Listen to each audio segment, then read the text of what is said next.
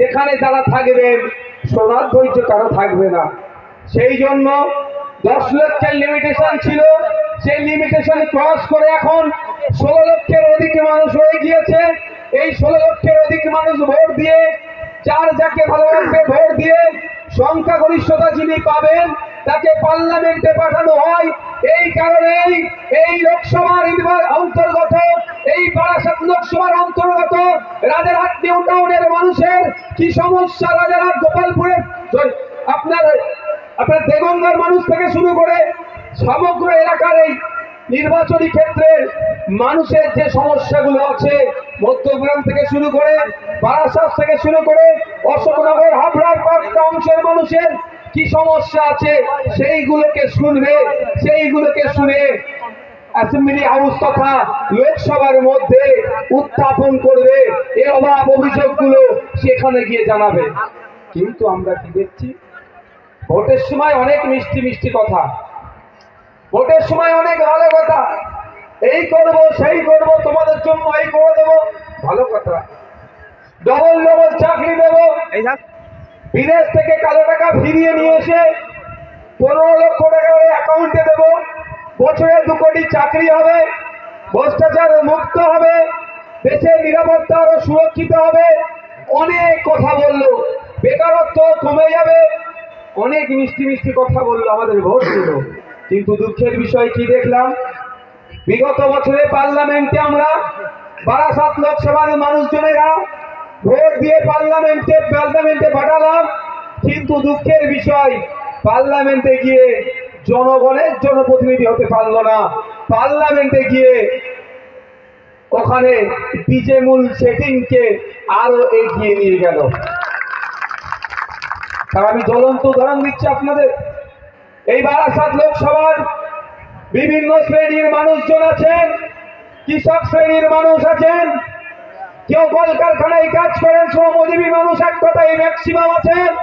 কৃষকেরও কিন্তু অংশ কোন অংশে কম নেই বারাসাত লোকসভার। এখানকার কৃষকরা ভোট দিয়ে পার্লামেন্টে পাঠিয়েছিলেন যিনাকে, কৃষকরা আশা করেছিলেন পার্লামেন্টে গিয়ে এই কৃষকদের দুর্দশার কথা বলবে, পশ্চিমবঙ্গের কৃষকদের যে শোচনীয় অবস্থা আছে সেটা থেকে কাটিয়ে ওঠার জন্য পলিসি আনার কথা পার্লামেন্টে বলবে। কিন্তু দুঃখের বিষয় আমরা কি দেখলাম, এই শুভেন্দু অধিকারীদের কেন্দ্রীয় সরকার, এই দিলীপ ঘোষদের কেন্দ্রীয় সরকার, এই সুকান্ত বাবুদের কেন্দ্রীয় সরকার কৃষকদের স্বার্থকে আঘাত করে কর্পোরেটদের হাতকে শক্ত করার জন্য, পুঁজিপতিদের হাতকে শক্ত করার জন্য কৃষক বিরোধী বিল পাস করালো। আর আমরা যাকে পার্লামেন্টে পাঠালাম কৃষকদের হয়ে কথা বলার জন্য, কিন্তু দুঃখের বিষয় পার্লামেন্টে গিয়ে কৃষকদের হয়ে কথা বলা তো দূরের কথা, যখন কৃষকদের বিরুদ্ধে পার্লামেন্ট থেকে বিল পাস হচ্ছিল, এই বিদায়ী এমপি বর্তমান তৃণমূল কংগ্রেসের যিনি প্রার্থী, তিনি কৃষকদের হয়ে একটা শব্দও কিন্তু খরচ করেনি। তাই সময় এসেছে বারাসাত লোকসভার মানুষদেরকে বলবো, বারাসাত লোকসভার কৃষক বন্ধুদেরকে বলবো, উঠুন, জাগ্রত হন। আপনার স্বার্থে যখন আঘাত দিয়েছে, যাকে বলার জন্য পার্লামেন্টে পাঠিয়েছিলেন সে আপনার হয়ে কথা বলেনি। তাই সময় এসেছে, 2019-এ পাঠিয়ে ভুল করেছিলেন, আপনি ভেবেছিলেন আপনার হয়ে কথা বলবে পার্লামেন্টে, বরঞ্চ যারা আপনার বিরোধিতা করছে পার্লামেন্টে তাদেরকে বকলমে সহযোগিতা করেছে। তাই 2024-এ কৃষক ভাইদেরকে সর্বপ্রথম এগিয়ে আসতে হবে, ওই কাকলি বক্তৃতাদের তথা তৃণমূলের বিপক্ষে দিয়ে তাদেরকে পরাজিত করতে হবে।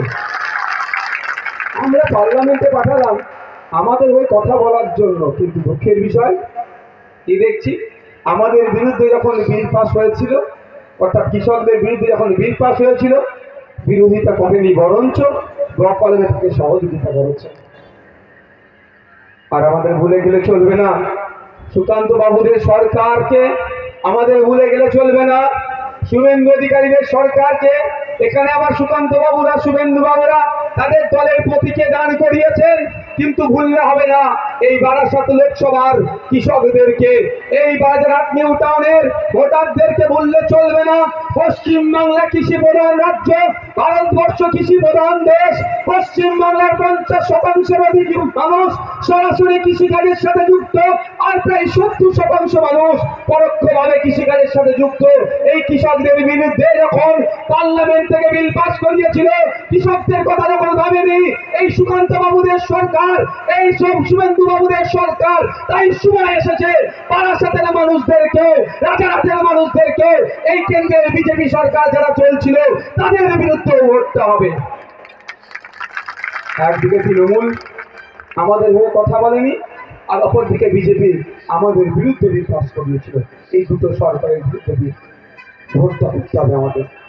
আপনারা তো দেখেছেন, আপনার যে অভিজ্ঞতা নিজে থেকেই সঞ্চয় করে নিয়েছেন।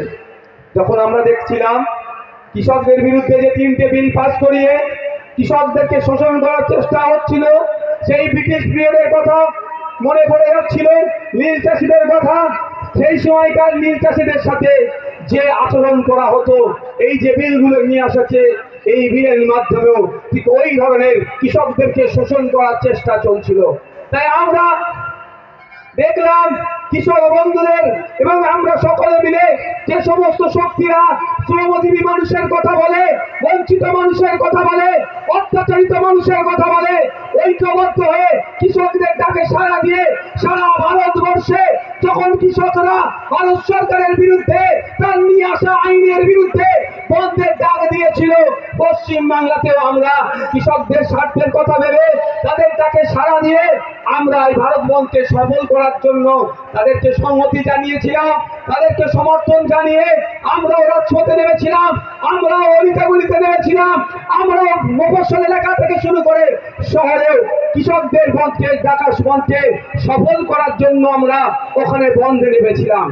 কিন্তু ওই দিনের কথা আমরা ভুলে যাচ্ছি না। আমরা যখন বন্ধকে সফল করার জন্য রাজপথ থেকে শুরু করে মফস্বল এলাকাতে আমরা কৃষকদের স্বার্থের কথা ভেবে, কৃষকদের কথা ভেবে, কৃষক ঐক্যকে বজায় রাখার জন্য যাতে ভারত সরকার এই কৃষকদের বিরুদ্ধে বিলগুলো প্রত্যাহার করতে বাধ্য হয়, সারা দেশ জুড়ে কৃষকরা যে বন্ধ রেখেছিল তাকে সমর্থন জানিয়ে নেমেছিলাম। কিন্তু দুঃখের বিষয়, সেই সময় এই কাকুলি ঘোষদারদের এই দলের লোকেরা, এই কাকুলি দিদির লোকেরা এবং প্রশাসনকে কাজে লাগিয়ে আমাদের তথা কৃষকদের উপরে হামলা চালিয়েছিল। তাই জবাব দেওয়ার সময় এসেছে, আমরার জবাব আমরা ভোটের মাধ্যমে দেব। আমাদের লড়াইটা ছিল কাদের বিরুদ্ধে? কেন্দ্রের সরকারের বিরুদ্ধে। কেন্দ্রের সরকার কে ছিল? জোরে বলুন না, বিজেপি ছিল। তাহলে মমতা ব্যানার্জির অত বুকে ব্যথা লাগছিল কেন? কাকুলিদির অত বুকে ব্যথা লাগছিল কেন? এটা একটু ভাবতে হবে।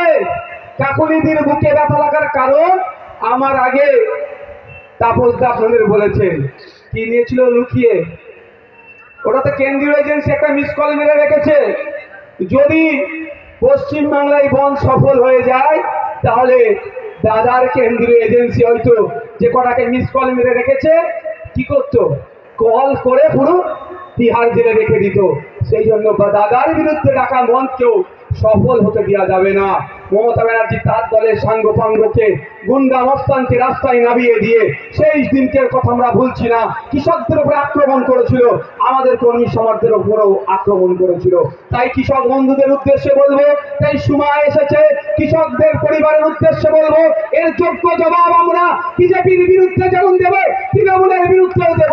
আগামী জুন মাসের 1 তারিখে এই বিজেপি এবং তৃণমূলের বিরুদ্ধে ভোট দেবেন, কাম চিহ্নে ভোট দিয়ে আমাদের মধ্যে থেকে তাপস ব্যানার্জি মহাশয়কে পার্লামেন্টে পাঠাবেন। পার্লামেন্টে গিয়ে তিনি একদিকে কৃষকদের কথা বলবেন, শ্রমজীবী মানুষের কথা বলবেন, আপনার শিক্ষা অধিকারের কথা বলবেন।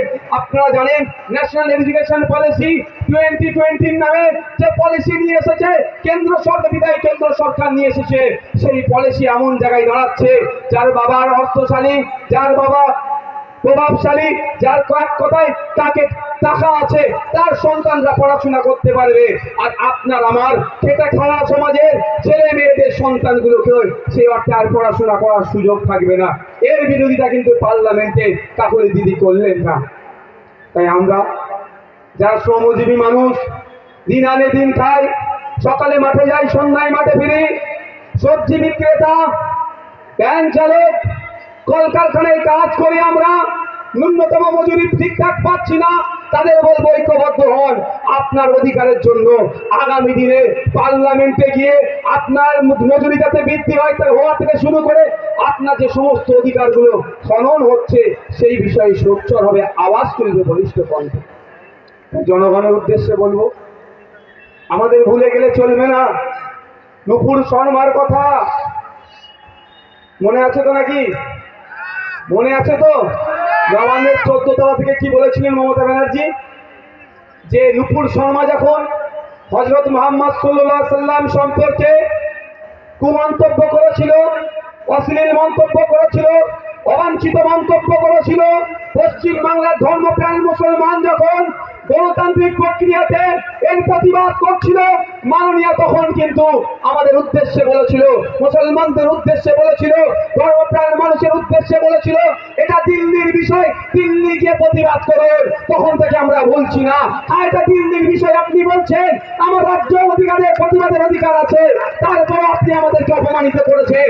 আপনি হযরত মুহাম্মদ সাল্লাল্লাহু আলাইহি সাল্লামকে মাননেওয়ালা, তার ফলোয়ারদেরকে আপনি অপমানিত করেছেন। তাই তারা প্রতিজ্ঞাবদ্ধ হয়েছে, আগামী দিনে আমরা তাপস ব্যানার্জিকে দিল্লি পাঠাবো। আমাদের অধিকারের কথা তাপস ব্যানার্জি দিল্লি থেকে লড়াই করবে, আর আমরা মাঠে ময়দানে গণতান্ত্রিক প্রক্রিয়াতে লড়াই করব। বলেছিল না দিল্লি গিয়ে আন্দোলন করতে? আমরা তো পশ্চিম বাংলা থেকে দিল্লিতে পাঠিয়েছিলাম আমাদের হয়ে আন্দোলন করার জন্য, করেনি, ব্যর্থ হয়েছে, আর আমাদেরকে টিকপিনি কেটেছে। তাই আমরাও কি করব? আগামী দিনে আমাদের কোনো বিষয় দিল্লিতে তোলার দরকার হলে, দেশের আইনসভার মধ্যে তোলার দরকার হলে, কোনো মমতা ব্যানার্জির মুখাপেক্ষী আমরা হব না, কোনো শুভেন্দু অধিকারীর মুখের দিকে তাকিয়ে থাকবো না। আমরা খামচিহ্নের পক্ষ থেকে, আমাদের পক্ষ থেকে আমরা আমাদের লোককে দিল্লিতে পাঠাবো। আমার সমস্যার কথা আমার লোক বলবে, আমার সমস্যার কথা, আমার সমস্যার কথা আমার লোক বলবে। অনেক হয়েছে ভাই, আমরা ভুলে যাচ্ছি না হরিচাঁদ ঠাকুর, গুরুচাঁদ ঠাকুরের নামকে নিয়ে যারা খিল্লি করেছে। মনে আছে তো নাকি আপনাদের? মতুয়া সমাজের তেনারা ধর্মগুরু, তিনাদের হাত ধরে মতুয়া সমাজের প্রতিষ্ঠিত হয়েছে। মতুয়া সমাজকে এক প্রকার নিয়ে খিল্লি করা হয়েছে।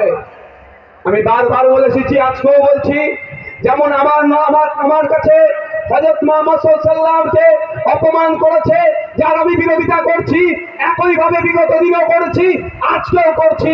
মতুয়া সমাজের ধর্মগুরুদের নামকে নিয়েও কিন্তু মমতা ব্যানার্জি নিজে খিল্লি করেছে। তাই সময় এসেছে, নুপুর শর্মার বিরুদ্ধে যখন আন্দোলন করছিলাম, আমাদেরকে যিনি দিল্লি যাওয়ার কথা বলেছেন তাকে যেমন জবাব দেব, মতুয়া সমাজের ধর্মগুরুদের নাম নিয়ে যিনি খিল্লি করেছেন তাকেও একইভাবে জবাব আমরা দেব। হবে তো নাকি ভাই?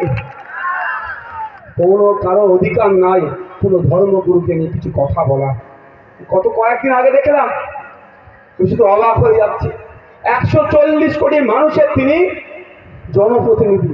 তিনি নির্দিষ্ট কোনো দলের জনপ্রতিনিধি নয়। তিনি যখন প্রধানমন্ত্রী হয়েছেন, নরেন্দ্র দামোদর দাস মোদী, তিনি সমস্ত ভারতীয় প্রধানমন্ত্রী।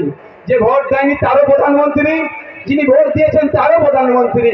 কিন্তু দুঃখের বিষয়, তাদের কি বার 400 বার তার মুখ থুবড়ে পড়বে কি পশ্চিম বাংলা থেকে শুরু করে সারা দেশের নিরিখে বিজেপি এবারে ধরাশায়ী হবে। তিনারা বুঝতে পেরে গিয়েছেন। সেই জন্য শুনলাম রাজস্থানে গিয়ে এমন ভোটের প্রচারে যে মন্তব্য করছেন, মুসলিম সমাজকে টার্গেট করে অপদার্থের মতো যে বক্তব্য তিনি দিয়েছেন, তিনি দায়িত্বশীলতার পরিচয় দেননি। তিনি একজন প্রধানমন্ত্রীর পদে ছিলেন, তার পরিচয় তিনি রাখলেন না।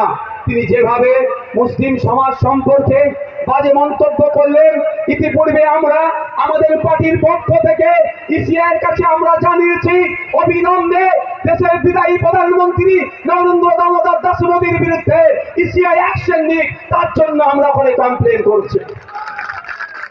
সাথে সাথে এই মঞ্চ থেকে আমরা ধিক্কার নিন্দা জানাই। এটা সেকুলার কান্ট্রি, যে যার মতো ভাবে ধর্মচরণ করবে, যে যার মতো ভাবে খাবে, যার যে অভ্যাস আছে সে সেটা পালন করবে। কিন্তু দুঃখের বিষয়, বারবার যেভাবে ধর্মকে টার্গেট করে অন্যকে টার্গেট করে, জাতকে টার্গেট করে আক্রমণ করছে, তার ধিক্কার নিন্দা জানাচ্ছি। আপনাদের বলে রাখি, ভুলে গেলে চলবে না, এই ভোট আসছে, এই সময় বিভাজনের রাজনীতি করবে। অনেক প্রতিশ্রুতি দিয়েছে, সবই ব্যর্থ হয়েছে কেন্দ্রের বিজেপি সরকারের। এই সুকান্ত বাবুদের সরকার, এই দিলীপ বাবুদের সরকার, এই সুকান্ত বাবুদের সরকার বছরে 15 লক্ষ করে, বছরে 2 কোটি চাকরি দেওয়ার কথা বলেছে। চাকরি তো দূরের কথা, দেশের ইতিহাসে সর্বোচ্চ বেকারত্বের দিকে আমরা এগিয়ে যাচ্ছি। যে বেকারত্বের সংখ্যা বাড়ছে, সেই বেকারত্বের মধ্যে 86% যুব সমাজ পড়ে যাচ্ছে। এরা সবেতে ব্যর্থ হয়েছে। এবার এরা ধর্ম খেলে নিজেদের অস্তিত্ব বাঁচিয়ে রাখার চেষ্টা করবে। আমি অনুরোধ করবো সমস্ত শুভবুদ্ধি সম্পন্ন মানুষের কাছে, ভোট আসবে, ভোট যাবে, এই নেতাদের চোখ করে আপনারা পড়বেন না। নেতারা ভোট নিয়ে নেতা হয়, এই নেতাদের জন্য বিভাজনের রাজনীতিতে কেউ ফাঁদে পা দেবেন না। প্রত্যেকে এই বিভাজনের রাজনীতিতে আপনারা পরাস্ত করুন। জাতের নামে যারা ভোট চাইবে তাদেরকে আপনারা ইগনোর করুন, ধর্মের নামে যারা ভোট চাইবে তাদেরকে পরাস্ত করুন, এদেরকে জনবিচ্ছিন্ন করুন। হবে তো নাকি ভাই? হবে তো নাকি? যারা জাতের নামে ভোট চেয়েছে, সেই জাত সব থেকে বেশি ক্ষতিগ্রস্ত হয়েছে। 2011 সালের আগে মমতা ব্যানার্জি রাজারহাট, নিউ টাউন, এই ভাঙড় টাউন থেকে শুরু করে কি বলতো, যে সাচার কমিটির সুপারিশগুলো দেখিয়ে কি বলতো, এই মুসলমান ছাত্রে মেয়ে। হ্যাঁ, ওখানে ওরা কি করছে, যারা দায়িত্বশীলেরা আছে ওপরে বসুন, সরে দেন। এখানে তোমরা কি করছো ভাই? ব্যাচ করে ওখানে চোপড়ে এসে বসো না। গল্প করার হলে ঘরে যে গল্প করুন। 2011 সালের আগে মমতা ব্যানার্জি কি বলেছিল? মুসলিম খাতরে মে হ্যায়, তাই তো নাকি? ভুলে গিয়েছেন এক্ষুনি? ভুলে গিয়েছেন নাকি? সাচার কমিটির রিপোর্টটাকে দেখিয়ে কি বলেছিল? দেখো মুসলমানদের শিক্ষায় কি অবস্থা, স্বাস্থ্যে কি অবস্থা, কর্মসংস্থানে কি অবস্থা, উচ্চ শিক্ষায় এরা কোন জায়গায় গিয়েছে, এগুলো সব বলতো তো নাকি? ওয়াক্ফ প্রপার্টি উদ্ধার হয়ে যাবে, অনেক ভালো ভালো কথা শুনিয়েছিল। মুসলমানরা ভেবেছিল এবার মুসলমানদেরকে এবার হয়তো কেউ উদ্ধার করবে। উদ্ধার তো দূরের কথা, আমি আপনাদের বলে যাচ্ছি, তথ্য দিয়ে বলছি, এই পশ্চিম বাংলাতে 2011 সালে যে সরকারি চাকরি ছিল, তখন প্রায় 100 জন সরকারি চাকরি করলে তার মধ্যে মুসলিমদের পার্সেন্টেজ ছিল 4 জন। দেখুন 13 বছর সরকার চলছে, এত উদ্ধার করেছে, উদ্ধার করার নামে একটু তথ্য তুলে দেখতে পাবেন, এখন 100 জন চাকরি করলে সেখানে মুসলিম একজনকেও সেই অর্থে খুঁজে পাওয়া যাচ্ছে না। কিন্তু মুসলমানকে উদ্ধার করতে এসেছিল, ধর্মের নামে ভোট চেয়েছিল। আমরা কি ভেবেছিলাম এবার হয়তো আমাদেরকে কেউ বিপদ মুক্ত করবে, ভোট ঢালাও দিয়ে দিলাম। শিক্ষা প্রতিষ্ঠান একটু আপনাদের প্রাইমারি স্কুলগুলোতে গিয়ে দেখবেন, যদিও এখন গরমের ছুটি পড়েছে, এই ছুটি দিয়ে অনেক কন্ট্রোভার্সি আছে। এরকম ছুটি দিলে সমস্যার সমাধান হয় না, ছুটি দিলে গরমের সমস্যার সমাধান হয় না, বাচ্চাগুলোর ভবিষ্যৎ খারাপ করছে। শুধু ছুটি, শুধু ছুটি। পরবর্তী সময় আসলে বলবো, সুযোগ সুযোগ আপনাদের কাজের সুযোগ দেন, আমরা পলিসি দেখাবো।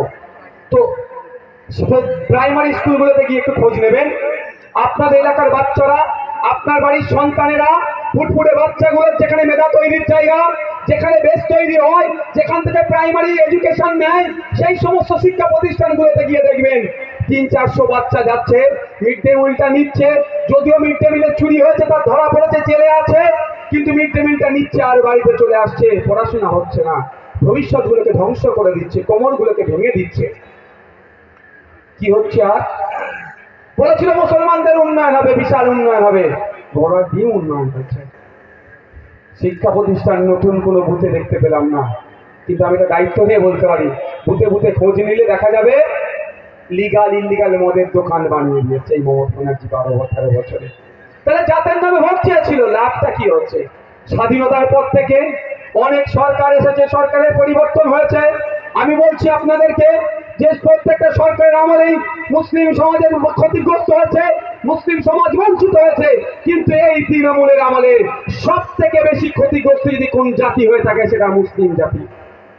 কি দিয়েছে? হাতে পেন দেয়নি, কলম দেয়নি, এর পরিবর্তে হাতে গুন্ডা মস্তানদের মতো বানিয়ে দেওয়ার জন্য বোমগুলি, পিস্তল তুলে দিয়ে অন্যায় কাজের দিকে ঠেলে দিয়েছে। আর পাড়াতে পাড়াতে শিক্ষা প্রতিষ্ঠান দেওয়ার পরিবর্তে মদের দোকান খুলে দিয়েছে লিগাল ইলিগাল। তাই সময় এসেছে আমাদের, সময় এসেছে আমাদের ঘুরে দাঁড়ানোর জন্য। আমরা কোন জাতির নামে ভোট চাইলে তাকে ভোট দেব না, আমরা উন্নয়নের নামে ভোট চাইব। আমাদের পাড়ার প্রাইমারি স্কুলটাকে কি করে হাই স্কুলে রূপান্তরিত করা যায়, তার জন্য আওয়াজ তুলব। আমার এলাকার যে হাই স্কুলটা আছে সেখানে পড়াশোনা করে বাচ্চারা দূরে গিয়ে কলেজে পড়াশোনা করছে, এখানে আরো দুটো কলেজ হবে কিভাবে, তার আমরা দাবি তুলব। আমার এলাকার যে স্বাস্থ্য কেন্দ্রটা আছে সেখানে সরকারি পরিষেবা ঠিকঠাক পাওয়া যাচ্ছে না, বেসরকারি স্বাস্থ্য কেন্দ্রে যেতে গিয়ে সব পরিষেবা নিতে হচ্ছে অর্থ খরচ করে, তার বিরুদ্ধে আওয়াজ তুলব। আমাদের স্বাস্থ্য কেন্দ্রটাতে গিয়ে আমরা বিনা পয়সায় যাতে ট্রিটমেন্ট পাই তার আওয়াজ আমরা তুলব। হবে তো নাকি ভাই? কেউ যদি বলে মুসলমানকে বাঁচাতে এসছে, একদম ভোট নয়। 2011 সালে মুসলমানদের বাঁচাতে এসেছিল, মুসলমান এখন কোন জায়গায় গিয়েছে বুঝতে পেরেছেন তো? ঠিক চলে আসুন, একটু এগিয়ে যাই দিল্লির দিকে। বিজেপির বলেছিল 2014 সালের আগে হিন্দু খাতরে মে হ্যায়, হিন্দু খাতরে মে হ্যায়। হিন্দু সমাজের অনেক মা বোনেরা ভাবলেন, বাপ ভাইরা, এবার হয়তো হিন্দুরা খাতরা থেকে উদ্ধার হবে। কি দেখলাম? পেট্রোল ডিজেল আমার হিন্দু ভাইকেও 100 কাছাকাছি কিনতে হচ্ছে, মুসলমান ভাইকেও কিনতে হচ্ছে, তাই তো নাকি? নিত্য প্রয়োজনীয় জিনিসের দাম বেড়ে চলেছে, চাকরি থেকে ছাঁটাই হচ্ছে। LIC 1956 সালে 5 কোটি টাকা ইনভেস্ট করে তৈরি হয়েছিল, আজকের ডেটে প্রায় 35,000 কোটি টাকা তার প্রপার্টি, তারও শেয়ার বিক্রি করে দিচ্ছে এই মোদিজি এসে। আর LIC-তে 98% আমার হিন্দু সমাজের মা বোন বাপ ভাইরা, তাই তো নাকি? তাহলে ক্ষতিকার করছে। দেশ স্বাধীন হওয়ার পর থেকে হিন্দু ভাইদের যদি সব থেকে বেশি ক্ষতি করে থাকে কোন সরকার, সেটাই মোদিজি সরকার করছে। কিন্তু আমরা কি দেখছি? 2011-তে মুসলমানকে উদ্ধারের নামে ভোট হলো, মুসলমানরা তলানিতে চলে গেল, আর মমতা ব্যানার্জির ভাইপোর সম্পত্তি রকেটের গতিতে বেড়ে গেল। আর 2014-র আগে হিন্দুরা কি খাতরে ছিল, খাতরা থেকে উদ্ধার করতে এসে অমিত শাহ আজির ছেলের ব্যবসা প্রায় 15,000 গুণ বৃদ্ধি পেয়ে গেল। আর আমার পাশের বাড়ির যে রাম কাকু 2014 সালের আগে যে অবস্থায় ছিল তার থেকে খারাপ অবস্থা হয়ে গেল। আর 2011 সালের আগে রহিম চাষা যতটা না ভালো ছিল, এখন দেখুন তার অবস্থা আরো খারাপ হয়ে গেল। এরা ধর্মের নামে ভোট চেয়েছিল, আমাদের ধর্ম জাতের নামে ভোট চাইলে তাদেরকে পরাস্ত করতে হবে, এটা মাথায় রাখবেন আপনারা। এখন আমাদের কাকুলিদি ফতোয়া দিচ্ছেন, যারা ISF করবে তারা নাকি কি বলেছে, হ্যাঁ বুঝতে পেরেছেন তো কতটা মরিয়া হয়ে উঠেছে? কেন এমন বলছে? ISF করলে নাকি এই হয়ে যাবে সেই হয়ে যাবে। ব্যাপারটা হচ্ছে এরা বুঝে গিয়েছে ISF-এর ছায়াতলে সমস্ত জাত ধর্ম বর্ণের মানুষের আজকে এসে যোগদান করছে, আশ্রয়স্থল হয়ে উঠছে। ISF-এর এক বিধায়ক বলো, সংযুক্ত মোর্চার এক বিধায়কই রাজ্যের আইনসভার মধ্যে যেভাবে প্রত্যেকটা সমাজের মানুষের কথা বলছে, এতে তৃণমূল ভয় পেয়ে গিয়েছে, এতে বিজেপি ভয় পাচ্ছে। কেউ আমাদেরকে আজকে যেতে কে বলছে কার কাছ থেকে কত টাকা নিয়েছো, কি সেটিং করছো, তারা ভালো করে বুঝে নিয়েছে। একদিকে যেমন ISF মুসলিম সমাজের বঞ্চিত যারা হচ্ছে তাদের হয়ে আওয়াজ তুলছে, একদিকে আদিবাসীদের উপর যে অত্যাচার হচ্ছে, তাদের জমি জঙ্গলের অধিকার কেড়ে নিচ্ছে, তার বিরুদ্ধে কথা বলছে। অপরদিকে মতুয়া সমাজের ধর্মগুরুকে নিয়ে যখন বাজে মন্তব্য করছে তার বিরুদ্ধে করছে, নবশূদ্র ভাইদের অধিকারের কথা বলছে, SC কোটায় নন-SC-রা চাকরি করছে কেন তার বিরোধিতা করছে। ফলে সমস্ত শ্রেণীর মানুষ ISF-কে আশ্রয়স্থল হিসাবে বেছে নিচ্ছে। এরা ভয় পেয়ে গিয়ে আমাদেরকে আটকানোর জন্য যে যা পাচ্ছে সার্টিফিকেট দিয়ে দিচ্ছে। মমতা ব্যানার্জির ইউনিভার্সিটির মুফতি আমাকে আপনাকে সার্টিফিকেট দিলে সেটা কি আর লাগবে? বলুন না, ওটা তো মমতা ব্যানার্জির ইউনিভার্সিটির থেকে পড়াশোনা করেছেন কাকুলিদি, ওই জন্য এই সার্টিফিকেট দিচ্ছে। আচ্ছা, কাফের মানে কি আপনারা জানেন? অনেকে জানেন, অনেকে জানে না। বিভিন্ন সমাজের মানুষ আছে, একটু জানিয়ে দেওয়া দরকার। কাফের মানে হচ্ছে অস্বীকারী, কিছু ভয়ঙ্কর ব্যাপার নয় তো, কিন্তু এটা আমরা ভুলে যাব না। কাকুলি দিদি, আপনার নেত্রী 2011 সালের আগে অনেক কথা বলেছিল। একটা লেটেস্ট যেটা খুব আন্দোলন চলছে, বলেছিলেন উনি যে যে রাজ্য সরকার কেন্দ্রীয় সমহারে তার সরকারি কর্মচারীদের দিয়ে দিতে পারে না, তার সরকারে থাকার যোগ্যতা রাখে না বা সরকার থেকে ছেড়ে দেওয়া। আর আজকে 2022, 23, 24-এ এসে ওই নেত্রী বলছে আবার যে বিয়ে ঐচ্ছিক বিষয় নয়। তাহলে আমাদের আর না হলে আপনার কথায় অস্বীকার করেছি। আপনার নেত্রী কথা দিয়ে কথার খিলাফ করেছে। আপনার নেত্রীকে আপনি আরবি ভাষায় কি বলবেন এটা মুখস্থ করেছেন, না এখান থেকে একটা মুফতি সাহেবকে পাঠিয়ে দেবো ওই শব্দটা কি হয় আপনাকে জানিয়ে দেবে? আপনার নেত্রী 2021 সালের আগে, আমি কাকলিদির উদ্দেশ্যে বলছি, আপনার নেত্রী 2021-এর আগে বলেছিল ডবল ডবল চাকরি দেব, কিন্তু দুঃখের বিষয় ডবল চাকরি তো দূরের কথা, যাদের মেধা ছিল আপনার দলের চোরেদের জন্য, আপনার দলের চোর মিনিস্টারের জন্য, আপনার দলের দুর্নীতিগ্রস্তদের জন্য আজকে ওই 26,000-এর মধ্যে অনেক মেধাযুক্ত ছিল, তারাও আজকে খিল্লির সম্মুখীন হতে হচ্ছে। তো আপনাকে, আপনার নেত্রীকে আরবি ভাষায় কি বলতে হয় সেটা কি আমরা শিখিয়ে দেব? ওই না একটা কোন কি আছে, আরে একটা কোন পীর যেটাকে তো হই হই করছে না ওরা, নওশাদ সিদ্দিকী পীর যারা রাজনীতি করলে ওদের ফেটে যায়। কোথায় ফাটে আমি জানি না, কি নিচে ফাটে জানি না, কোথায় কিছু একটা ফাটে, তখন অসুবিধা নাই। আর কোন একটা কোন পীর যেটাকে ধরা সামনে নিয়ে যাচ্ছে ওনাকে বলবো নাকি আরবি শব্দটা কি হয় জানিয়ে দিতে? হ্যাঁ, কথা দিয়ে যারা কথা রাখেনি তাদেরকে কি বলে আমরা জানি, সব বলবো না, বলে যাচ্ছে। হ্যাঁ, নওশাদ সিদ্দিকী দলিতের কথা বললে পীরজাদা কেন রাজনীতি করবে? নওশাদ সিদ্দিকী আদিবাসীর কথা বললে পীরজাদা কেন রাজনীতি করবে? নওশাদ সিদ্দিকী মমতা ব্যানার্জি দলের চোরেদের বিরুদ্ধে কথা বললে, বাচ্চাদের মিড ডে মিল চুরি করেছে এরা, বড়দের রেশন চুরি করেছে এরা, শিক্ষা চুরি করেছে, চুরি করেছে, এদের বিরুদ্ধে কথা বললে মমতা ব্যানার্জি নিজের দপ্তরে চুরি হয়েছে। তো আমি তো চ্যালেঞ্জ করেছিলাম মিডিয়া প্রেস কনফারেন্স করে এতটুকু বলো যে তার দপ্তরে চুরি হয়নি। আমি এখানে দাঁড়িয়ে বলছি মমতা ব্যানার্জি নিজের দপ্তরে চুরি হয়েছে। যতদিন না ক্লিয়ারিফিকেশন দেয় ততদিন বলবো মমতা ব্যানার্জির চাকরি চোর। দাঁড়িয়ে বলছি, এই পীর যারা বলছে বলে থাকছে না। আর মমতা ব্যানার্জি জিন্দাবাদ, দিদি খুব ভালো মানুষ, ও চটি পরে ঘরে, হাতে আইফোন নাই, 25,000 উনি চটি পরে না, এটা বললে ও পীর যারা সলিড পীর যারা একদম। আমাকে ভালো সার্টিফিকেট মমতা ব্যানার্জি দিলে আমি রাখবেন না, আমার মন জানে পাপ আর মা জানে বাপ, আমি আমার সার্টিফিকেটটা আমার কাছে আছে, ও কারো লাগবে না। বলছি কারো রাগ হচ্ছে নাকি? আচ্ছা বক্তব্য শেষ করে দেবো না, শুনবেন?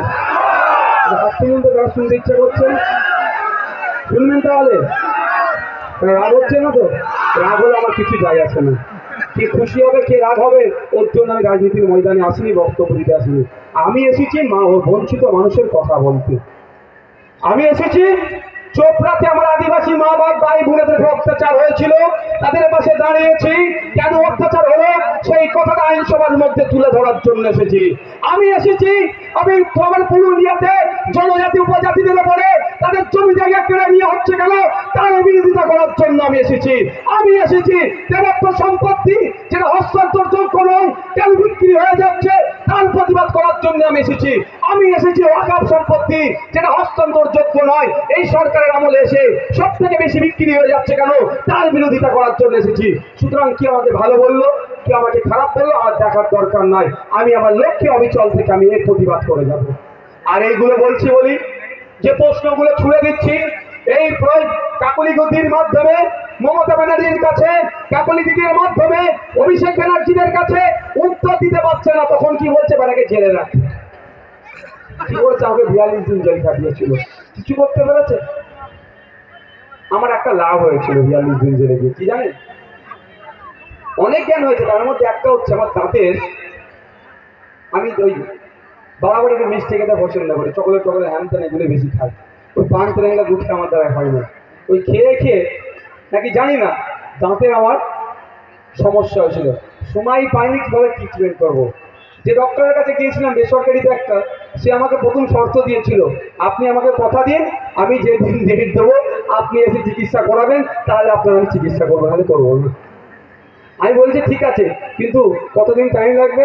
বলেছিল 15 দিন। আমি বললাম 15 দিনে হবে না, ওটা মাঝখানেক টাইম দিন, যখন ডেট চাইবে দুটো করে ডেট দিতে হবে, একটা ডেট মিস করলে অন্য কথা আমি শিওর আসবো। তারপরেও সত্যি বলছি আমি ঠিকঠাক মেনটেন করতে পারিনি।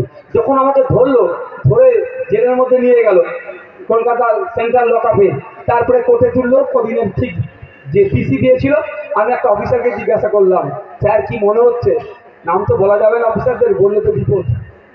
এই এখানে যারা পুলিশ বন্ধুরা আছেন, আমাদের বন্ধু, তারা আমাদের শত্রু নয়, কিন্তু অনেকের ইচ্ছা থাকলেও এত ওপরতলার চাপ সব ঠিক তারা কাজ করতে পারে না। কিন্তু যারা কাজ করতে পারে না তাদের ব্যর্থতা, সিটটা খারাপ রাখতে হবে, সোজা রাখতে হবে। সিটটা সোজা রেখে কোনো পুলিশ বন্ধুর উপর যদি কোনো অন্যায় হয়, আমরা তাদের পাশে থাকি, তাদের হয়ে আমরা লড়াই করবো। কি ভাই? তো আমি এক অফিসারের সাথে কথা বলছিলাম, সাহেব কি মনে হচ্ছে? বললো, যতটুকু ভেতরকার খবর পাচ্ছি আপনাকে মনে হচ্ছে একটু বেশি দিন রাখতে পারে। আমি বুঝতে পারলাম যে আমার আর ভাব ভালো নয়। আমি কি বললাম, তার মধ্যে দাঁতের যন্ত্রণা শুরু হয়ে গিয়েছিল। তো আমি বললাম আমার দাঁতের ট্রিটমেন্ট করতে হবে। তো একটা অনেক কটাই ভালো পেয়েছি জেলে গিয়ে, একটা ভালো পাওয়ার মধ্যে আমার ওনাদিকে দাঁতের আমি ট্রিটমেন্ট করিয়ে নিয়েছিলাম। আমি এই জায়গা থেকে মমতা ব্যানার্জি, অভিষেক ব্যানার্জিকে ধন্যবাদ জানাই, আপনাদের জন্য অন্তত আমার একটা দাঁতের ট্রিটমেন্ট হয়ে গিয়েছিল। আরেকটা দেখুন, এখনো বাকি আছে। 1 বছর হয়ে গেল তো ভাই, 1 বছর হয়ে গেলে এখনো কিন্তু সময় করে উঠতে পারিনি। আর একবার যদি নিয়ে যায় এটা করে নেবো আমি। তো জেল ছাড়া আমি ভয় পাই না। আমি প্রশ্ন করে উত্তর দিতে পারে না। বিধানসভার মধ্যে দাঁড়িয়ে মাননীয় মন্ত্রীকে প্রশ্ন করেছিলাম, আপনি এত দলিতকে ভালোবাসেন, এত আদিবাসীকে ভালোবাসেন বলছেন, দলিত আদিবাসীদের কোটাতে নন দলিত আদিবাসীরা কজন চাকরি করছে, কজনের চাকরি বাতিল করেছেন, কজনের সার্টিফিকেট ধরেছেন, কজনের বিরুদ্ধে আইনত ব্যবস্থা গ্রহণ করেছেন, তার তথ্যটা দিন তো। মন্ত্রী উত্তর দিতে পারেনি, বলেছিল পরে দেবো, আজও তিনি দেয়নি। আমি বিধানসভার মধ্যে দাঁড়িয়ে, আপনার আমার বাড়িতে সন্তানগুলো আমি ভিন্ন রাজ্যে কাজে যাচ্ছে, এখানে কাজ না থাকার ফলে আমি মন্ত্রীকে জিজ্ঞাসা করেছিলাম আমাদের রাজ্যের কত শ্রমিক ভিন্ন রাজ্যে কাজে গিয়েছে, তার যেটা জানি তো, তথ্যটা দিন তো। দিতে পারিনি, মাথা হ্যাট হয়ে যায়। নওশাদ সিদ্দিকীর প্রশ্নের উত্তর দিতে পারে না, সেই জন্য কি বলছে, বেড়াকে জেনে রাখ। তবে আপনাদের বলে যাই, মানুষের হয়ে কথা বলবো, কৃষকের হয়ে কথা বলবো, শ্রমজীবী মানুষের হয়ে কথা বলবো, দলিতদের হয়ে কথা বলবো, আদিবাসীর হয়ে কথা বলবো, মুসলিমদের হয়ে কথা বলবো, উচ্চবর্ণের কোনো মানুষ বঞ্চিত হলে তার হয়ে কথা বলবো। এই কথা বলার জন্য যদি একবার কেন 100 বার জেলে যেতে হয়, নওশাদ সিদ্দিকী 100 বার জেলে যেতে প্রস্তুত আছে, কোনো কারোর কাছে মাথা নত করবে না। কেউ যদি মনে করে, শুভেন্দু অধিকারী যদি মনে করে, সুজন চক্রবর্তী যদি মনে করে, মমতা ব্যানার্জি যদি মনে করে, অনিল বাবু যদি মনে করে আইএসএফকে তারা তাদের পকেটে নিয়ে ঘুরবে, এই স্বপ্ন তাদের নিতে হবে। আইএসএফ স্বতন্ত্র দল, আইএসএফ না মোহাম্মদ সেলিম সাহেবের কথাতে চলবে, না মমতা ব্যানার্জির কথাতে চলবে, না রাজীব রঞ্জনের কথাতে চলবে, না আপনার শুভেন্দু অধিকারীর কথাতে চলবে, কারো কথায় আইএসএফ চলবে না। আইএসএফ এর চলার পথটা হচ্ছে সোজা এগিয়ে যাবে, মানুষের অধিকার নিয়ে সোচ্চার হবে। এই চলার পথে যদি লাইক মাইন্ডেড কেউ আসে, তাদেরকে সাথে করে নিয়ে চলবো, কিন্তু চলতে গিয়ে যদি কেউ আমাকে সাইড চাবে, তাকে আমরা পাত্তা দেবো না। আমরা আমাদের মতো এগিয়ে যাবো, সে সাইড চাপে সে পেছনে থেকে যাবে। কষ্ট হচ্ছে না অনেকে, কিচ্ছু করার না, কিচ্ছু করার নেই ভাই। আমরা আমাদের মতো লড়াই করবো, বলেছিলাম বারবার একটু বলতে লড়াই করুন, কিন্তু কি দেখলাম, ঠিক তার উল্টো, ঠিক তার উল্টো। তাই ভাইদের বলবো,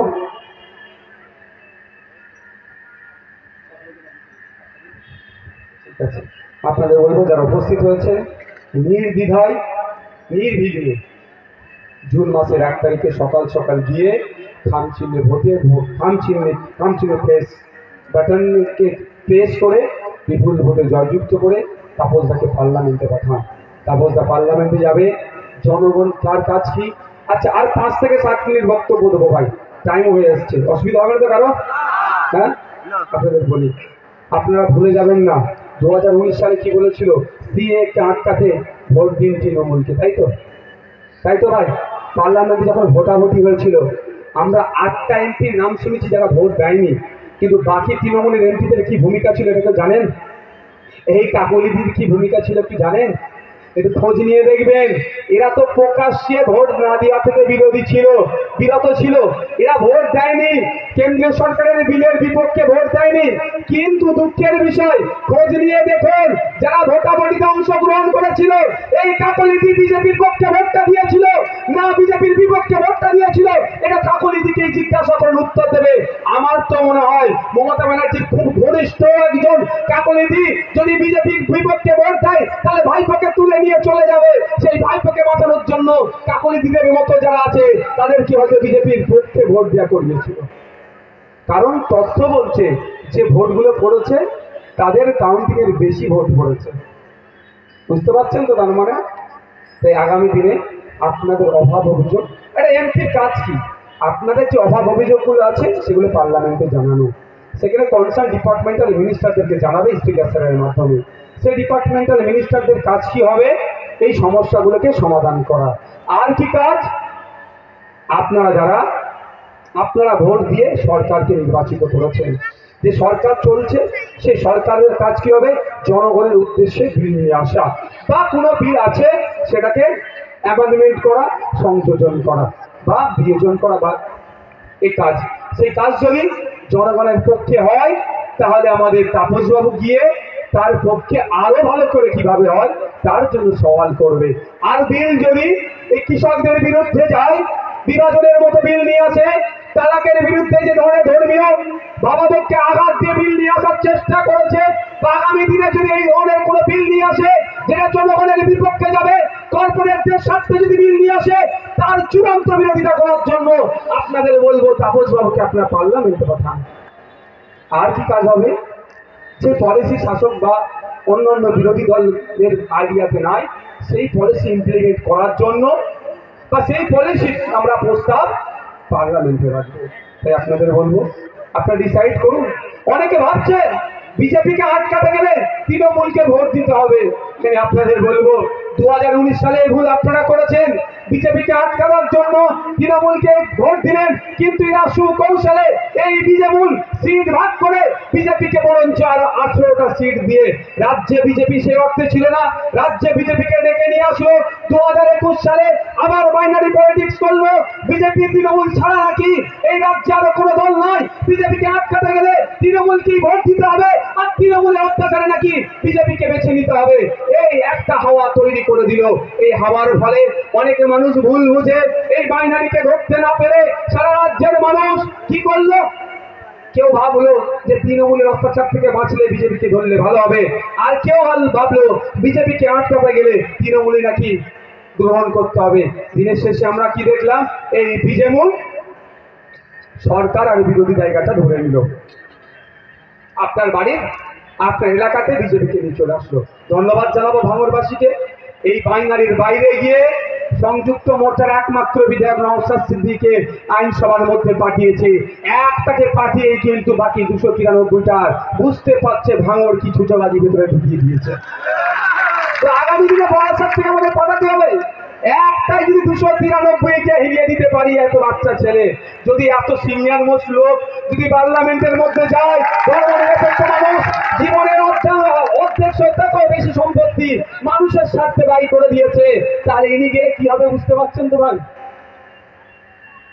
কি হবে? অভিজ্ঞতা সম্পন্ন মানুষ। তাই আপনাদেরকে বলবো আপনারা পার্লামেন্টের মধ্যে পাঠান আপনাদের মূল্যবান ভোট দিয়ে। এখানে যে হাজার হাজার মানুষ এসে উপস্থিত হয়েছেন, প্রায় 5-7 হাজার মানুষ আছেন, আপনাদেরকে অনুরোধ করব আপনারা শুধু সমর্থক বা ভোটার থাকলে হবে না, আপনাদেরকেও গুরু দায়িত্ব কাঁধে তুলে নিতে হবে। আমাদের পার্লামেন্টে তাপসবাবুকে পাঠানোর দায়িত্ব আপনাদের তুলে নিতে হবে। এখান থেকে ফিরে যাবেন এক একজন দায়িত্ব নিয়ে কমসে কম 10টা ভোটারকে বিজেপি তৃণমূল তথা বিজেমূল থেকে মাইনাস করে খাম চিহ্নের পক্ষে আনতে হবে আগামী জুন মাসের 1 তারিখে, যাতে করে আপনারা দায়িত্ব নিয়ে কম করে 10টা ভোটারকে বিজেপি তৃণমূল থেকে মাইনাস করে খাম চিহ্নে আনা যায়, তার দায়িত্ব নিতে হবে। হবে ভাই? হবে? তাহলে আজ থেকে আপনাদেরকে দায়িত্বশীল কর্মীর ভূমিকা পালন করতে হবে। আপনারা ভোটার সমর্থক শুধু থাকলে হবে না। বন্ধুগণ, আপনাদের উদ্দেশ্যে বলি আপনারা যদি সজাগ সতর্ক হন, অনেকটা হবে, অনেকটা আমরা এগিয়ে যেতে পারবো। আর এখনো যদি ভাবেন, যারা ভাবছে তৃণমূলকে ভোট দিয়ে বিজেপিকে ঠেকাবো, এই বিধাননগরের কথা ভাবুন না, আমার নামটা ছিল সব্যসাচী মহাশয়ের কথা, কখন কোন দলে আছে বোঝা মুশকিল। হ্যাঁ, মনে আছে তো কখন কোন দলে আছে? সে তো জানি, বড় উপর যদি কিছু থাকে সেটা, বড় উপর যদি কিছু থাকে সেটা। এরা এই সিন্ডিকেট কাজ বন্ধ করতে হবে। আপনার জায়গা, আপনার দলিল, আপনার কনভার্সন সার্টিফিকেট, আপনি পঞ্চায়েত বা পৌরসভা থেকে আপনি রসিদ কেটে আপনি বাড়ি বানাচ্ছেন, এই চোরের দলেরা ভিখারির মতো এসে আপনার দলের সামনে হাত পাচ্ছে, এত টাকা দাও নাহলে ঘর আটকাবো। এই সমাজ ব্যবস্থাকে ধ্বংস করবো আমরা, এটাকে ধ্বংস করব। আর এই জন্য ওরা ভয় পাচ্ছে। ওই জন্য কি কাকুলি দিদি আমাদের নামে বলছে ওরা অস্বীকারী, ভয় পাচ্ছে তো আমাদেরকে। আমরা তো ভয় পেলে চলবে না। আর কেউ তৃণমূলের অত্যাচারে অনেকে ভাবছে এই তৃণমূল অত্যাচার করছে, এই বড় চোর ছোট চোর কি বলছিলেন না এক্ষুনি, এই বড় চোর ছোট চোরদের হাত থেকে বাঁচতে হবে, সেই জন্য নাকি বড় ফুলেদেরকে জব্দ করবে ভেবে অনেককে বিজেপিকে ভোট দিচ্ছেন। তাদের উদ্দেশ্যে বলবো, 2019 সালে ভোট দিলেন, 2021-এ ভোট দিলেন, আবার 2024-এ ভোট আর এই ভুল কাজ করবেন না। কারণ এটুকু দেখুন, যাদেরকে আপনি হাত শক্ত করছেন, যে হাতটা শক্ত করা দরকার, এই তৃণমূলের অত্যাচার থেকে বাঁচতে চাইছেন, সেই কিন্তু মমতা ব্যানার্জির বাড়িয়ে দেওয়া চা ওই হাতে তুলে খাচ্ছে। ভাই বলে বলছি নাকি?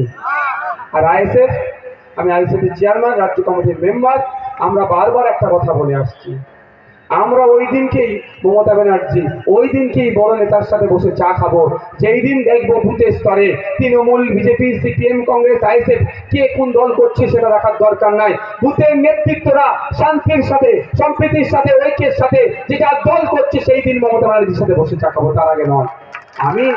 আমি নবান্নে বসে চা খাবো, আমি বিধানসভায় বসে চা খাবো, আর বুথের লাউহাটিতে আমার কর্মীদের মেরে মাথা ফাটাবে, ভাঙড়ে আমার কর্মীদেরকে শহীদ করে দেবে, আর মমতা ব্যানার্জির সাথে বসে আমি চা খেতে পারবো না ভাই। কিন্তু শুভেন্দু অধিকারী কিন্তু বসে চা খেয়েছেন। যারা ভাবছেন, অনেকে ভাবছে মাইকের আওয়াজ অনেক দূর যাচ্ছে, মিডিয়ার মাধ্যমে বলছি, যারা ভাবছেন তৃণমূলের হাত থেকে বাঁচতে গিয়ে, অত্যাচারের হাত থেকে বাঁচতে গিয়ে শুভেন্দু অধিকারীর হাতকে শক্ত করি, এটা ভুল করছেন। এই ঘুরে কিন্তু ভাঁড় একটা জায়গাতে, তৃণমূলের হাতকে শক্ত করলেও যে ভাঁড়ে আসবে, শুভেন্দু অধিকারী হাতকে শক্ত করলে সেই একই ভাঁড়ে আসবে বিজেমূল ভাঁড়। এই ভাঁড়কে যদি ভাঙতে চান, থাম চিহ্নে ভোট দিন। এই ভাঁড়কে যদি ভাঙতে চান, থাম চিহ্নে ভোট দিন। থামের হাতকে শক্ত করুন, অন্যায়কে বন্ধ করে দেবে। ভাই আমি আস্তে আস্তে আপনাদের এই দুটো তিনটে মোড় আগে, এই রাজারা ওই লাইনটাতে, জায়গাটার নাম কি, এই চৌমাথা থেকে বাঁদিকে ওই দাঁড়িয়ে চাটা খাচ্ছি না, দুটো ইয়াং ছেলে চায়ের দোকান লস্যি লাগিয়েছে, রাস্তার কাম হচ্ছে না, ছোট ছোট স্টল তো লাগিয়েছে। আমি তাদেরকে চা খেতে খেতে জিজ্ঞাসা করলাম, ভাই আপনার নাম কি? পরিচয় হতে হতে ওকে আসলে দুই ভাই গ্র্যাজুয়েশন পাস করা ছেলে, অনার্স পাস, শুধু পাস করছে না, অনার্স করছে। একজন হিস্ট্রিতে অনার্স করেছে, একজন বেঙ্গলিতে অনার্স করেছে। আমি অবাক হয়ে গেলাম, তারা দু ভাই, একজন লস্যি বিক্রি করছে আর একজন চা বিক্রি করছে। বুঝতে পেরেছি আমাদের রাজ্য কোথায় এগিয়ে যাচ্ছে। বলছে রাজ্য এগিয়ে যাচ্ছে, রাজ্য ধ্বংসের দিকে এগিয়ে যাচ্ছে, রাজ্য এগিয়ে যাচ্ছে, রাজ্য চুরির দিকে এগিয়ে যাচ্ছে, রাজ্য এগিয়ে যাচ্ছে কামদুনি মা বোনেদের উপর অত্যাচারের দিকে এগিয়ে যাচ্ছে, রাজ্য এগিয়ে যাচ্ছে সন্দেশখালীর মতো মা বোনেদের উপর অত্যাচারের দিকে এগিয়ে যাচ্ছে, রাজ্য এগিয়ে যাচ্ছে বাচ্চাদের মিড ডে মিল থেকে চুরি করার দিকে এগিয়ে যাচ্ছে, রাজ্য এগিয়ে যাচ্ছে গরিবের রেশন চুরিতে এগিয়ে যাচ্ছে। রাজ্য কিন্তু শিক্ষাতে এগিয়ে গেল না, রাজ্য চাকরিতে এগিয়ে গেল না, রাজ্য মানুষের যে ন্যূনতম মজুরির বৃদ্ধি করা যাবে সেই দিকে এগিয়ে গেল না। তাই দুই ভাইয়ের কথা আমি মনে পড়ে গেল। এখন ভাবতে পেরেছেন, আপনার আমার বাড়ির অনেক সন্তানেরা আছে যারা উচ্চ শিক্ষায় শিক্ষিত হয়ে বসে আছে, অর্থের বিনিময়ে তাদের মেধাগুলোকে চুরি করেছে। আজকে যে 26,000 চাকরি বাতিল হয়েছে, সর্বপ্রথম দোষ মমতা ব্যানার্জিকে নিতে হবে। কিন্তু দুঃখের বিষয়, ওনার যদি লাজ লজ্জা থাকতো, আমি কোর্ট করছি, ওনার যদি লাজ লজ্জা থাকতো, উনি এই ব্যর্থতার দায় স্বীকার করে পদত্যাগ করে নিত। কিন্তু আর লাজ লজ্জা নাই। এখনো তিনি ঠেকাচ্ছেন, এখনো মানুষকে ভুল মিসগাইড করছেন, ভুল ইনফরমেশন দিচ্ছেন। এখন তিনি বলছেন নাকি 10 লক্ষ চাকরি রেডি করা আছে। কবে দেবেন? ভোটটা পার করলে। ভোটটা পার করার আগে 2021-এর আগে বলেছিলেন ডবল চাকরি দেব। 2024 চলছে, মধ্যিখানে 2.5 বছর পার হয়ে গেল, ডবল চাকরি তো দূরের কথা, যারা মেধাযুক্ত, যারা চাকরি করছিল তাদেরকেও আজকে ছাঁটাই করতে হলো। আজকে তৃণমূলী বন্ধুরা অনেক কথা বলছে, 26,000 কি দুর্নীতিগ্রস্ত ছিল? ওটা আমিও বলছি ভাই, 26,000 তো দুর্নীতিগ্রস্ত ছিল না। কোর্ট বারবার জানতে চেয়েছে, আপনারা শুনে রাখুন, কোর্ট বারবার জানতে চেয়েছে। এটা করে মনে রাখবেন, আমি যদি ভুল কথা বলি, এই যে বক্তব্য দিচ্ছি, এই বক্তব্য রেকর্ড হচ্ছে, এখানে ইলেকশন কমিশনের লোক আছে, আমি যদি একটা শব্দ ভুল বলি, অভিষেক ব্যানার্জি কিন্তু আমাকে ছেড়ে কথা বলবে না ভাই, শুভেন্দু অধিকারী ছেড়ে কথা বলবে না, মমতা ব্যানার্জি ছেড়ে কথা বলবে না। আমি যদি একটা শব্দ ভুল বলি, আর আমি বলছি, আমি চ্যালেঞ্জ করে বলছি, যদি আমি একটা শব্দ ভুল বলি, আমার বিরুদ্ধে আপনারা কোর্টে চলে যান, আমার বিরুদ্ধে আইনি লড়াই লড়বেন। আমি দায়িত্ব নিয়ে বলছি, একটা শব্দ ভুল বলবো না। আমার যতটুকু জ্ঞান আছে বা লোকের কাছ থেকে জেনে সত্যটা বলার চেষ্টা করব। আমি এখানে মিসগাইড করতে আসিনি। কোর্ট বারবার বলেছিল যে আপনার বৈধ কারা, বৈধ কারা, যারা সঠিকভাবে চাকরি পেয়েছে। কোর্ট বলেছিল পে স্লিপের মাধ্যমে প্রত্যেকটা চাকরিজীবীদের কাছে ইনফরমেশন করে দেওয়া হোক। এই মামলা চলছে, কোর্টটার তাই 26,000-এর বাড়ি বাড়িকে বলতে পারে না। কোর্ট বলেছিল রাজ্য সরকারের মাধ্যমে সমস্ত পে স্লিপের মাধ্যমে সকলকে ইনফর্ম করুন এবং কারা বৈধ তাদের লিস্টি বারবার চেয়ে চেয়ে চেয়ে হাঁপিয়ে গিয়েছে। একাধিকবার চেয়ারম্যানকে তলব করেছে, কিন্তু দুঃখের বিষয় অপদস্থ এসএসসি অপদস্থ রাজ্য সরকার সে ডেটা দেয়নি, যে বাতিল হয়েছে। আপনার আমার বাড়ির যে সন্তানগুলো, মেধার যুক্ত সন্তানগুলো যারা বৈধভাবে চাকরি পেল, তারা আজকে সামাজিকভাবে লাঞ্ছিত বঞ্চিত হচ্ছে। আমি অনুরোধ করবো যারা মেধাযুক্ত তাদেরকে আপনারা নিয়ে খিল্লি করবেন না, তাদের পাশে থাকুন, তাদের পাশে থেকে আওয়াজ তুলুন। যারা মেধাযুক্ত কোর্ট অর্ডার দিয়েছে যত দ্রুত সম্ভব মেধাযুক্ত গুলোকে আবার নিয়োগ করা হোক, তার আওয়াজ তুলুন। আর সাথে সাথে সরকারকে বলুন যে 26,000 বাতিল হয়েছে, এর মধ্যে অনেক মেধাযুক্ত ছিল, এই টোটাল বাতিলের দায়ভার আপনাকে নিতে হবে। এর জবাব আমরা কিন্তু ভোটের মাধ্যমে আপনাকে দেবো। আপনার আমার পাড়ায় অনেক আছে। মথুরাপুরে তৃণমূলের যিনি এমপি পদপ্রার্থী, এই ইলেকশনে যিনি প্রার্থী হয়েছে, তিনি সোনার টুকরো ছেলে, তিনি সোনার টুকরো ছেলে। কদিন আগে পেপারে দেখছিলাম তিনার নামে এত টাকা তোলার মামলা আছে, মানে অভিযোগ আছে, কোর্ট তাকে বারবার নাকি ডাকছে। শুধু তাতেও ক্ষান্ত হয়নি, পুরো পরিবার সমেত একদম দুর্নীতি করছে। ওনার স্ত্রীর চাকরি বাতিল হয়ে গেছে। এই 26,000-এ ওনার স্ত্রী ছিল।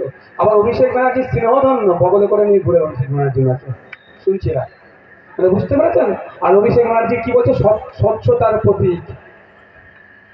স্বচ্ছতা শব্দটাই লজ্জা পাবে এদের নাম নিলে সাথে, এই অভিষেক বাবুদের নাম নিলে আর স্বচ্ছতার কথা বললে, সততার কথা বললে এই শব্দ দুটো লজ্জা হবে, যে অন্তত এদের সাথে আমার নামটা জোড়াচ্ছেন, আমার এটাকে জোড়াবেন না।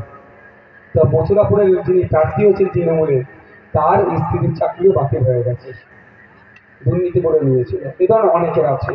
আমি আপনাদের বলছি, তা আমরা যদি আমাদের ভবিষ্যৎকে না ঠিক করতে পারি, তাহলে আমরাই কিন্তু দাঁড়িয়ে থাকবো। ভবিষ্যৎকে কিভাবে ঠিক করবো আপনার হাতের মধ্যে আছে।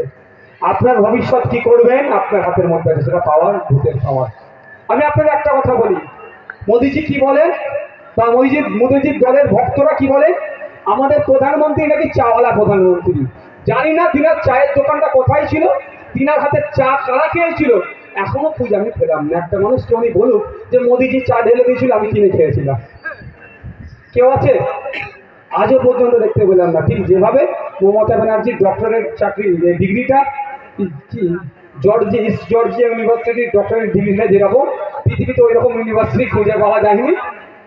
ঠিক মোদিজি কোথায় চা বিক্রি করেছেন বা কে চাটা খেয়েছেন, সেই রকম একটা মানুষকে খুঁজে পাওয়া যাবে না। বুঝতে পারছেন তো? কিন্তু একটা জিনিস, এটা তো অস্বীকার করা যাবে না, উনি নিজেকে চা বিক্রিতা দাবি করার পর আমি বলছি চাওয়ালা দেশের প্রধানমন্ত্রী হতে পারে, অস্বীকার করা যাবে? ওনার কতটা সত্যই ধরে নিলাম তর্কের খাতিরে, কতটা অসত্য সেটা সারা ভারতবর্ষের মানুষ জানে কতটা অসত্য। তর্কের খাতিরে সত্য ধরে নিল, তাহলে বলুন একজন চা বিক্রেতা দেশের প্রধানমন্ত্রী হতে পারে কিভাবে হয়েছে? উনি কিভাবে হলেন? ভোটের মাধ্যমে তো। তাহলে মানুষ চেয়েছে দেশের প্রধানমন্ত্রী হয়েছে, মানুষ চেয়েছে রাজ্যের মুখ্যমন্ত্রী, মানুষ চেয়েছে মিনিস্টার হয়েছে, মানুষ চেয়েছে এমএলএ এমপি হবে, মানুষ চেয়েছে প্রধান উপপ্রধান সমিতির সভাপতি, জেলার সভাধিপতি হবে। মানুষ চাইলে সব হবে। তাহলে মানুষের হাতে তো সর্বোচ্চ ক্ষমতা। আগামী 5 বছর আপনি কেমন থাকবেন, আপনার হয়ে কে কথা বলবে পার্লামেন্টে, দেশের যেখানে আইন তৈরি হয় সেখানে যদি আপনার লোককে পাঠাতে চান, তাহলে এই বিজেমূলের ফাঁদে পড়বেন না। আপনাদের কাছে অনুরোধ করছি, আর কোনো সিংহ চিহ্ন দিকে দেখার দরকার নাই। আপনাদের কাছে অনুরোধ করছি, খাম চিহ্নকে পার্লামেন্টে পাঠান আপনাদের প্রতিনিধি হয়ে। আগামী 5 বছর আপনাদেরকে বুক আগলাবে আপনাদের জন্য, যত ঝড় ঝাপটা আসবে নিজেকে সহ্য করে আপনাদের হয়ে কথা বলবেন। কোনো সিংহ চিহ্ন থেকে শুরু করে কোন সিম্বলে হাত দেওয়ার দরকার নেই, কারেন্ট মেরে দেবেন। শুধুমাত্র কোন চিহ্ন দেবেন? চুপচাপ নাম চিহ্নটি দেবেন, আপনাদের প্রতি দায়িত্ব আমরা নিচ্ছি। শেষ করব, যে মিস কলের কথা বলছেন এটা শুনবেন ভাই? শুনবেন? দূরের গুলো তো মানে ঝিমিয়ে গিয়েছে, শুনবেন? মিস কল মেরে রেখেছে, তৃণমূলের যে 42টা এমপি সিট দিয়েছে তো ভাই। সর্বপ্রথম আমি এই জায়গা থেকে চ্যালেঞ্জ করছি, এখান থেকে কলকাতার মধ্যেই তো, এখান থেকে কালীঘাট তো বেশি দূর নয়, আমি এখান থেকে চ্যালেঞ্জ করছি তাপস, ওনার নাম কি তাপস, যে বিধায়ক তার নামটা কি, তাপস চ্যাটার্জি মহাশয়ের মাধ্যমে আমি মমতা ব্যানার্জির কাছে একটা বার্তা পাঠাতে চাইছি। কাকুলিদির যদি আওয়াজটা পাই, কাকুলিদির মাধ্যমে আমি মমতা ব্যানার্জির কাছে একটা বার্তা পাঠাতে চাইছি। আমাদেরকে ভোট কাটুয়া বলছেন তো, আমরা নাকি বিজেপির সুবিধা করে দেবো বলছেন তো, আপনাকে আমরা একটা বার্তা দিতে চাইছি। আপনি একটা 10 টাকা 50 টাকা 100 টাকার স্ট্যাম্প পেপারে লিখে দিন যে 42টা প্রার্থী আপনারা দিয়েছেন, এই 42টা প্রার্থীর মধ্যে যারা জিতবে একটাও তৃণমূল ছেড়ে বিজেপিতে যাবে না, এটা লিখে দিন। তাহলে 17টা প্রার্থী আইএসএফ তুলে নেবে। কি বলছি বুঝতে পেরেছেন? ছোটখাটো বিষয় নয়, 17টা প্রার্থী আইএসএফ তুলে নেবে। কিন্তু ওখানে আইএসএফ এর পক্ষ থেকে একটা শর্ত থাকবে। শর্তটা কি? যদি একটা গেছে পা পিছলেছে, তার দায়ভার আপনাকে নিতে হবে এবং আপনাকে মুখ্যমন্ত্রীর পদ থেকে পদত্যাগ করতে হবে। লিখে দিতে পারবে? লিখে দিতে পারবে? আমি আপনাকে বলছি, উনি লিখে দিতে পারবেন না, ওই কনফিডেন্স ওনার মধ্যে নাই। উনি ওনার বাড়ির কাছেই নিজের কনফিডেন্স হারিয়ে যাচ্ছে। শুনছি অভিষেক বাবু আর মমতা ব্যানার্জি কে মুখ্যমন্ত্রী হবে সেই নিয়ে নাকি আলোচনা চলছে। মমতা ব্যানার্জি নাকি চাইছেন না, যদি এই বিষয়ে সত্যতা নেই। উনি শুনেছি, শোনা কথা। কিন্তু একটা কথা আমরা ভুলে যাচ্ছি না, 21 সালে 2021-এ বিধানসভা নির্বাচনের সময় ওনার পায়ে নাকি কে ওনাকে মেরে দেওয়ার চেষ্টা করেছিল, ওনার পায়ে আঘাত পেয়েছিল। আজকে 3 বছর হতে চলেছে। দুঃখের বিষয়, আমার রাজ্যের মুখ্যমন্ত্রী যিনি প্রাণঘাতী হামলার সম্মুখীন হয়েছিল, কে হামলা চালালো তার চাঁদ মুখটুকু আমরা একটু দেখতে পেলাম না। বুঝতে পারছেন না? কে হামলাটা চালিয়েছে? আমার দেশের রাজ্যের মুখ্যমন্ত্রীর যদি হামলা চালাতে পারে, তাহলে নাগরিক আমরা কতটা অসুরক্ষিত। কিন্তু যে অপদার্থ হামলা চালিয়েছে তার তো জেলে রাখা দরকার। তার এখন 3 বছর তো তার তো শাস্তি হয়ে যাওয়ার দরকার ছিল। কিন্তু সে কে? সেই সোনার টুকরোটা কে যে আমাদের রাজ্যের মুখ্যমন্ত্রী হামলা চালিয়েছিল? তাকে আমরা দেখতে চাই, তার সাহস তো দেখতে চাই। কিন্তু দুঃখের বিষয়, আমিও ভাই ক্লান্ত হয়ে গেছি, সেটা কে দেখতে পেলাম না। কিন্তু ওটাকে নিয়ে তিনি ভোট চাইলেন, ভোট চাইলেন, ভোট চাইলেন। তারপরে কি আসলো? কোথায় আপনার বর্ধমান থেকে ফিরছিল, 200 স্পিডে নাকি একটা গাড়ি এসে এমন ধাক্কা মেরেছে, ওনার ড্যাশবোর্ড খুলে রাখি ওনার মাথায় রেখে মাথা ফেলে গিয়েছিল। এবার শোনেন ভাই, আমাদের উনি যে গাড়িটাতে চেপেছিলেন ওটা টয়োটা ফরচুনার ছিল সম্ভবত। টয়োটা কোম্পানি যদি বাংলা ঠিকঠাক বোঝে মেন মালিক, এই এখানকার যিনারা দায়িত্বশীল আছে বাংলা থেকে ওই ভাষায় ট্রান্সলেট করে না, ইংলিশে না ট্রান্সলেট করে পাঠালে আলাদা জিনিস, যে আমাদের রাজ্যের মুখ্যমন্ত্রীর বদনাম হয়ে যাবে। বাংলায় যারা চাকরি করছে আমাদের রাজ্যেরই জানো তো, যে আমাদের এই তথ্যটা তাদেরকে দেবো, বদনাম হয়ে যাবে, হয়তো নাও দিতে পারে। কিন্তু টয়োটা গাড়ি যদি জানে মালিক কোম্পানি বা যারা মেন জায়গায় আছে, তারাও কিন্তু ভয় পেয়ে যাবে। তাহলে নতুন করে ট্রেনিং, মানে যে ম্যানুফ্যাকচারিং যেখানে হচ্ছে গড়বড় ছিল। আর না হলে মমতা দিদি যে টয়োটা ফরচুনারে চেপেছিল ওটা ডুপ্লিকেট টয়োটা ছিল। বুঝতে পারছেন না?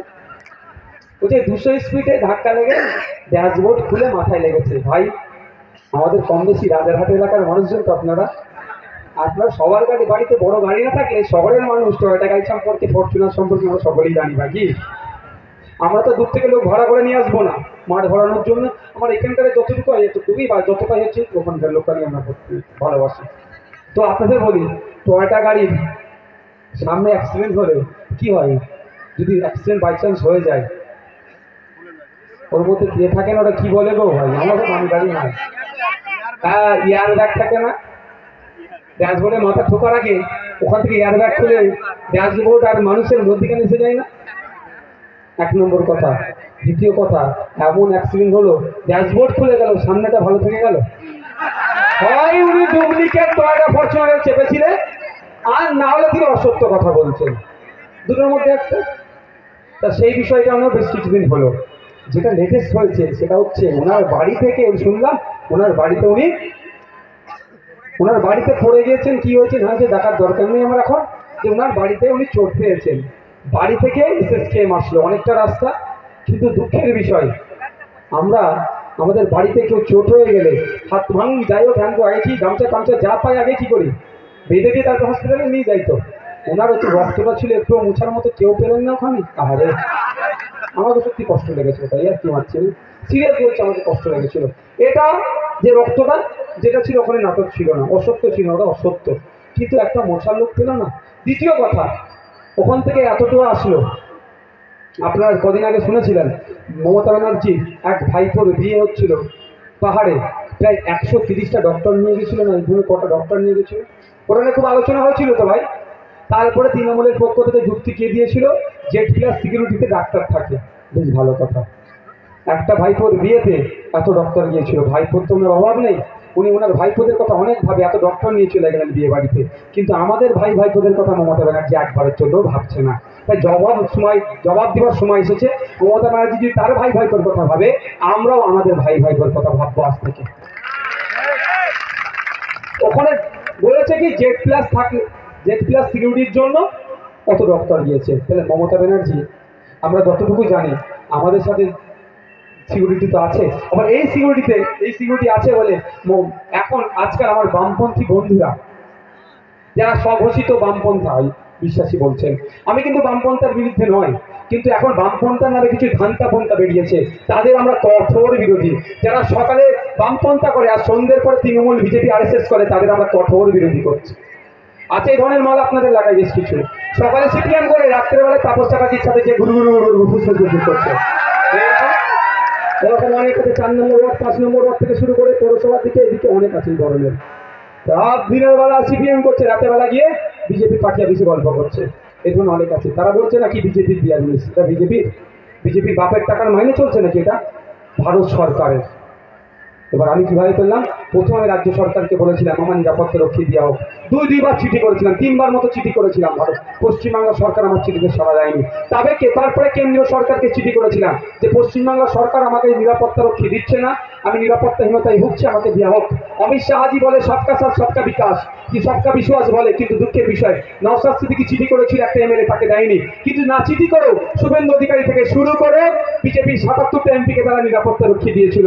আমি চিঠি করে রেখা পাত্র মহাশয় দিয়ে দিল, কিন্তু নওশাদ সিদ্দিকী একজন নির্বাচিত জনপ্রতিনিধি, আমি চিঠি করার পরে আমাকে দেয়নি। তারপরে আমি অবশেষে কোর্টে গেলাম, কোর্টের পেনের খোঁচা দিয়ে অমিত শাহ আমার নিরাপত্তা রাখতে পারেনি। আমি নিয়েছি, যখন নিয়েছি তখন আমার বামপন্থী বন্ধুরা বলতো না যে বিজেপির সিকিউরিটি নিয়ে ঘুরছে। 2 মিনিট আজেন্ডার পরে 2 মিনিট বক্তব্য দিয়ে শেষ করে দেবো।